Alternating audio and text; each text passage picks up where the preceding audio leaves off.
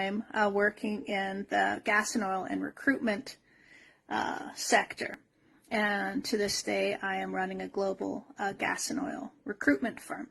And the reason that this is important is because of what I am seeing as an executive in this industry happening right now as a result of the COVID vaccines. And it's something called succession planning. And if you don't know what that is, look it up. But basically what it is companies need to plan for what's going to happen as their staff move on. Rather, they move up the line, they retire, so on and so forth.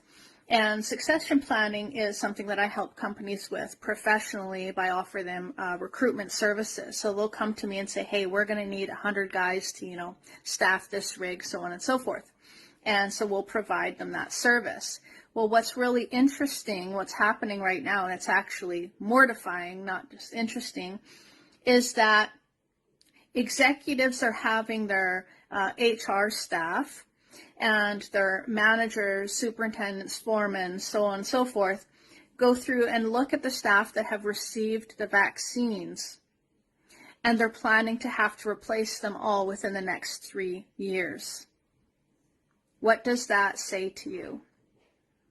This is something that's, it's got some of these guys literally in tears as they're going through the company and literally checking off all of these individuals that have taken the vaccine, knowing that most likely in the next 3 years, they're going to have to plan to replace that person. What does that say to you? And this is a really big thing in the industry that I'm in.